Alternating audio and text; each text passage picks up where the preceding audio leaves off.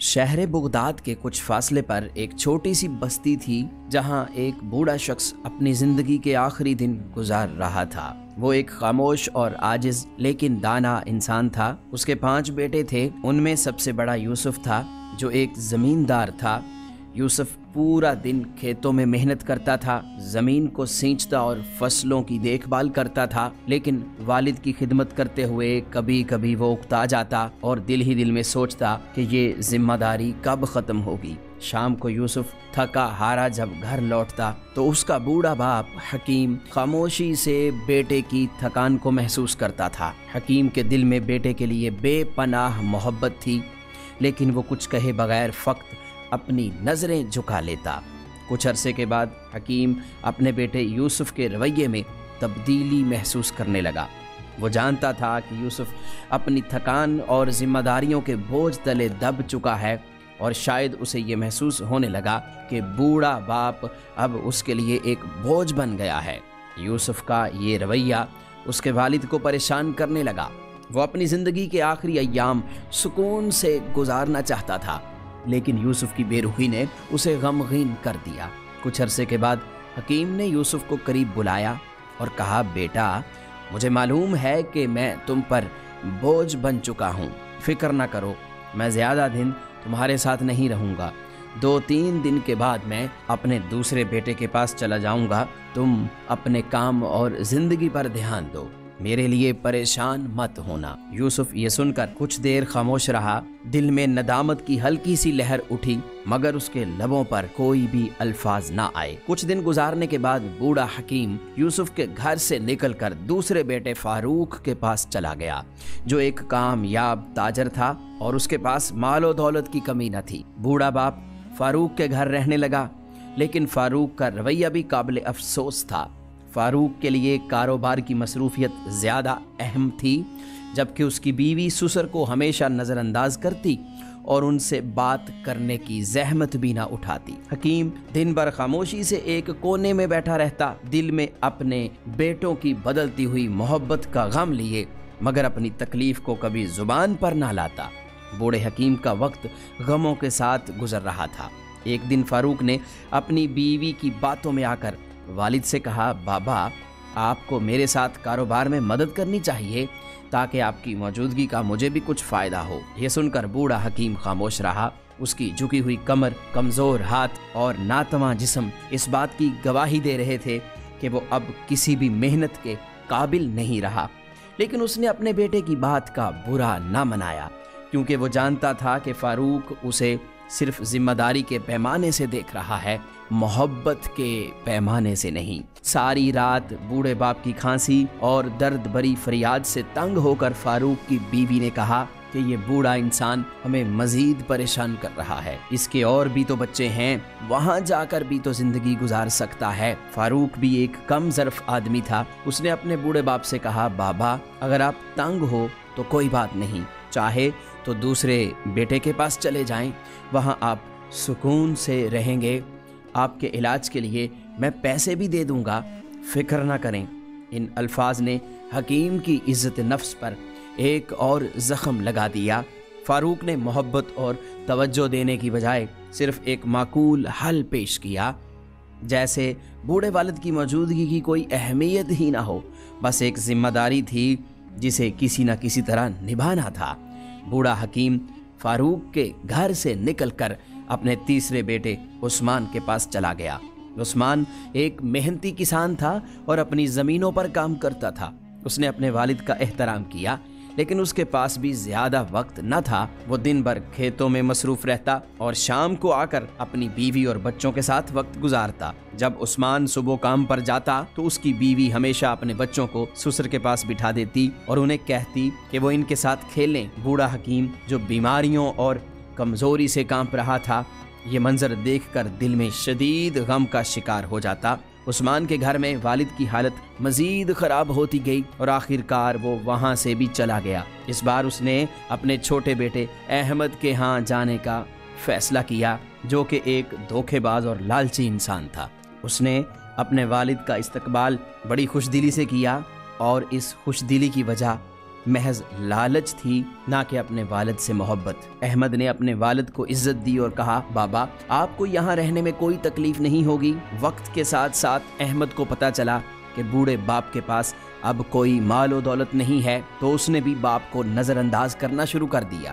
احمد کی بیوی نے اپنے سسر کو ایک بوجھ سمجھ کر اس کی خدمت نہیں کی، بلکہ الٹا اسے تکلیف دی۔ وہ ہمیشہ شکایت کرتی رہتی اور بوڑھے باپ کو اپنے کاموں میں رکاوٹ سمجھتی، لیکن بیوی کا کیا قصور، جبکہ اس کا اپنا سکا بیٹا احمد بھی اس سے نالاں تھا۔ احمد اپنے کاروباری امور میں اتنا مگن ہو گیا تھا کہ اس نے اپنے والد کی حالت پر کوئی دھیان نہ دیا۔ اس دوران بوڑھے کی صحت اور جسمانی حالت تیزی سے بگڑنے لگی۔ آخرکار ایک دن احمد نے بھی جواب دے دیا اور کہا، بابا آپ یہاں نہیں رہ سکتے، میرے پاس اتنا وقت نہیں ہے کہ میں آپ کو ہر وقت دیکھوں، آپ کو کہیں اور جانا ہوگا۔ اس کے بے درد الفاظ سن کر بوڑھے حکیم نے دل برداشتہ ہو کر اپنے سب سے چھوٹے بیٹے عبداللہ کے ہاں جانے کا فیصلہ کر لیا۔ عبداللہ حکیم کا سب سے چھوٹا اور کم عمر بیٹا تھا، جو ایک غریب مگر محنتی انسان تھا۔ وہ دن بھر مزدوری کر کے جو بھی پیسے کماتا، ان سے اپنے والد کے لیے دوائیاں خریدتا اور اپنے گھر کا خرچ چلانے کی کوشش کرتا تھا۔ اس کی بیوی بھی نہایت ایماندار اور نیک دل خاتون تھی۔ وہ اپنے سسر کا دل سے خیال رکھتی، ان کی بیماری اور بڑھاپے کو سمجھتی تھی۔ وہ ہمیشہ ماں باپ کی طرح ان کی خدمت میں لگی رہتی۔ بوڑھے حکیم نے جب عبداللہ اور اس کی بیوی کی محبت اور احترام دیکھا تو اس کا دل خوشی سے بھر گیا۔ وہ انہیں دل سے دعائیں دینے لگا۔ وقت گزرتا رہا اور حکیم اپنے چھوٹے بیٹے کے گھر میں خوشی خوشی زندگی گزارنے لگا۔ اس کی زندگی میں سکون اور محبت واپس لوٹ آئے۔ وہ اس بات پر شکر گزار تھا کہ آخرکار اسے وہ عزت مل ہی گئی جس کا وہ ہمیشہ سے حقدار رہا۔ بالآخر کچھ دنوں کے بعد حکیم کی زندگی کے آخری ایام شروع ہو گئے۔ وہ شدید بیمار پڑ گیا۔ عبداللہ اپنے باپ کی حالت دیکھ کر بے حد غمگین ہوتا اور اکثر رو پڑتا، کیونکہ وہ اپنے والد کو ایک بوجھ نہیں بلکہ حقیقی معنوں میں باپ کے رتبے سے دیکھتا تھا۔ اس کے دل میں باپ کی عزت اور محبت کا سمندر تھا اور وہ ہر ممکن کوشش کرتا کہ وہ اپنے والد کی خدمت میں کوئی کمی نہ چھوڑے۔ عبداللہ کے آنسو اور اس کی فکر والد کی زندگی کے ان آخری دنوں میں بھی اس کے لیے ایک تسلی اور سکون کا باعث بنے۔ حکیم نے عبداللہ کی محبت دیکھ کر اسے اپنے قریب بلایا اور کمزور آواز میں کہا، بیٹا میرے آخری دن قریب ہیں، میری سانسیں اب گنتی کی رہ گئی ہیں، لیکن اللہ تمہیں ہمیشہ خوش اور آباد رکھے جس طرح تم نے میری خدمت کی اور میرا دل جیتا۔ عبداللہ نے غمگین لہجے میں جواب دیا، بابا اللہ نہ کرے کہ آپ ہمیں چھوڑ کر چلے جائیں، آپ کے بغیر ہم کیسے جی سکیں گے؟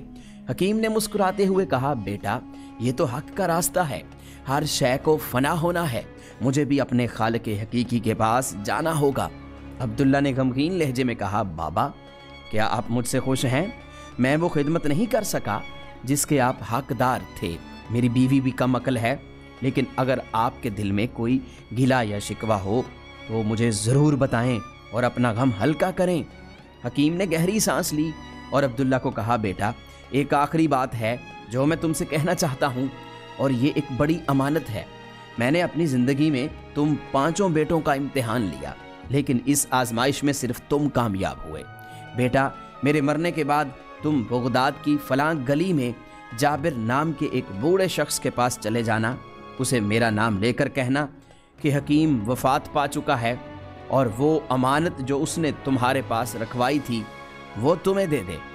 حکیم نے عبداللہ کے کندھے پر ہاتھ رکھ کر کہا کہ جو وہ امانت دے وہ صرف تمہارے لیے ہے، اسے اپنے لیے استعمال کرنا، اپنے بیوی بچوں کی زندگی بہتر بنانے کے لیے استعمال کرنا، یہ میرا تمہارے لیے آخری تحفہ ہوگا، اور یاد رکھنا باقی بھائیوں کو کچھ بھی نہ دینا۔ بالآخر حکیم اس دنیا سے رخصت ہو گیا۔ حکیم کی وفات کا غم عبداللہ کے دل پر بجلی بن کر گرا۔ اس کی آنکھیں آنسوؤں سے بھری ہوئی تھیں اور دل میں ایک بے پناہ خالی پن تھا۔ اس کی بیوی بھی شدت غم سے رونے لگی، کیونکہ اس نے حکیم کی خدمت دل سے کی تھی، ان کا احترام بھی کیا تھا۔ عبداللہ نے خود پر قابو پاتے ہوئے اپنے بھائیوں کو خبر دی اور انہیں جنازے میں شرکت کی دعوت دی۔ सब भाई जो कभी अपने वालिद को बोझ समझते थे अब जनाजे में शरीक हो गए। अब्दुल्ला हमेशा ईमानदारी और मोहब्बत का पैकर रहा। उसने भाइयों से कहा कि बाबा जान ने मुझे एक अमानत सौंपी थी, मुझे यकीन है कि वो कोई कीमती खजाना होगा, लेकिन उसमें सब भाइयों का हक है। हालांकि बाबा ने उसे सिर्फ मेरे लिए वसीयत की थी। भाई जो दिल में कहीं ना कहीं लालच रखते थे फौरन बोले, अब्दुल्ला जाओ और अमानत ले आओ, फिर उसे हम 5 भाइयों में तकसीम कर देना ताकि सबको बराबर हिस्सा मिले। अब्दुल्ला ने ठीक वैसा ही किया जैसा उसने कहा था। वो बगदाद जाकर अमानत ले आया। जब उसने संदूक को खोला तो हैरत में पड़ गया। संदूक में बगदाद के मशहूर बाजार के कई कीमती दुकानों के कागजात, जवाहरात मौजूद थे और इसके साथ साथ अशरफियाँ भी मौजूद थीं।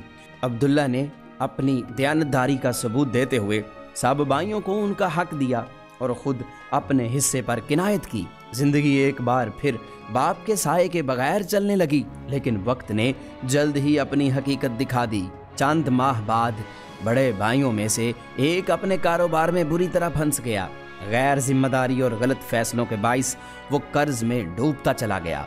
हालात इस कदर खराब हो गए कि उसे अपना घर तक बेचना पड़ा। दूसरा भाई जो कभी ऐशो इशरत में जिंदगी गुजारने का आदी बन चुका था, एक दिन चोरी में मुलव्वस पाया गया। काजी ने उसे जेल भेजने का हुक्म दे दिया और उसकी जिंदगी की सारी साख तबाह हो गई। बाकी भाइयों के साथ भी ऐसा हुआ। वो सोने को हाथ लगाते तो मिट्टी बन जाता। ये सब नाकामियों का एक ही जवाब था और वो था बाप की बद्दुआ। दूसरी तरफ अब्दुल्ला ने अपनी मेहनत से बगदाद में कारोबार शुरू कर दिया।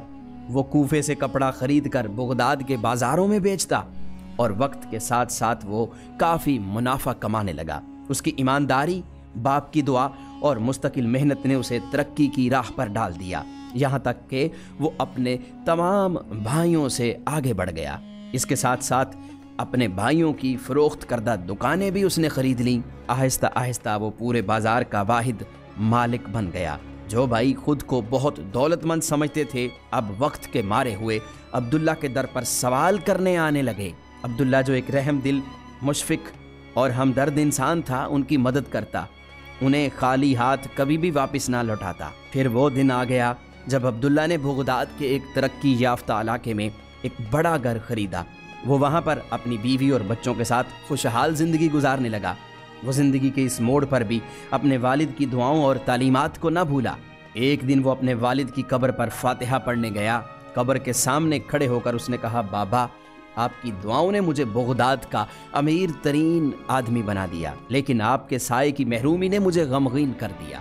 अल्लाह पाक आपको जन्नत में आला मकाम अता फरमाए।